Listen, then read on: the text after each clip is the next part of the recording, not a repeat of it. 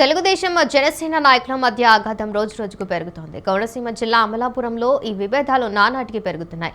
తాజాగా Amalapuram urban development authority chairman గా నియమితులైన అల్లాడి సోంబాబు ప్రమాణ స్వీకార కార్యక్రమం రెండు పార్టీల మధ్య వివాదాలను మరోసారి వెలుగులోకి తీసుకువచ్చింది. రేపు ఉదయం 11 గంటలకు అల్లాడి సోంబాబు చైర్మన్ గా ప్రమాణ స్వీకారం చేసేందుకు ఏర్పాట్లు చేస్తున్నారు. ఈ కార్యక్రమానికి ముఖ్య అతిథులుగా మంత్రులు, టీడీపీ సీనియర్ నాయకులను ఆహ్వానించారు. బీజేపీ జిల్లా అధ్యక్షులు యార్ల దొరబాబును కూడా ఆహ్వానిస్తూ ఆహ్వాన పత్రికలు పంపించారు.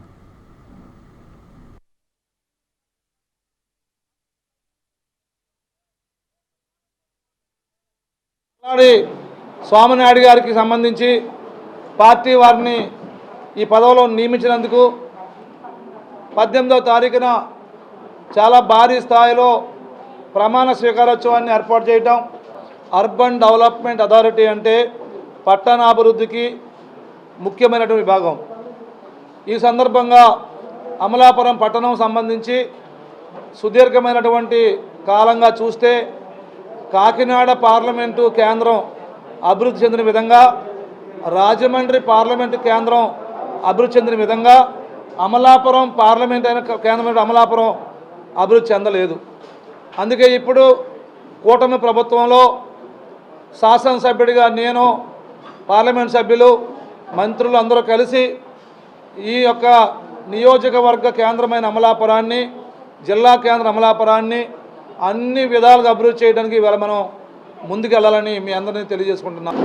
అదే స్థానిక శాసనసభ్యులు ఆనందరావు గారు ఆశీస్సుతోటి చంద్రబాబు నాయుడు గారు, లోకేష్ గారు వీళ్ళందరూ కలిసి నన్ను సెలెక్ట్ చేసి అమరావతి చైర్మన్కి, అర్బన్ డెవలప్మెంట్ చైర్మన్గా నన్ను నియమించి అందుకు ముందుగా ప్రత్యేకంగా వారికి నా కృతజ్ఞతలు తెలియజేసుకుంటున్నాను.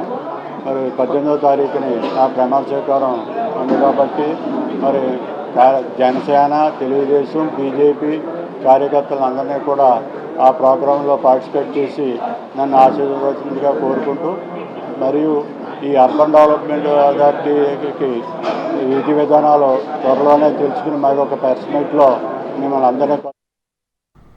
అయితే ఈ ఆహ్వాన పత్రికలో అమలాపురం పట్టణానికి చెందిన జనసేన నాయకులు ఒక్కరు కూడా లేకపోవడం చర్చనీయాంశంగా మారింది.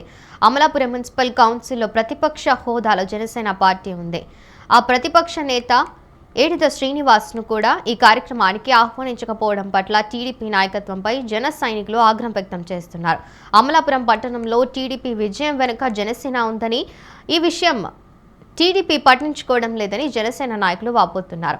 ఇటీవల జరిగిన రెండు పార్టీల సమన్వయ సమావేశంలో కూడా ఒకరిపై ఒకరు నిప్పులు జరిగారు. తాజాగా అల్లాడి సోంబాబు ప్రమాణ స్వీకార కార్యక్రమం కూడా రెండు పార్టీల మధ్య ఉన్న విభేదాలను రోడ్డెక్కిస్తోంది.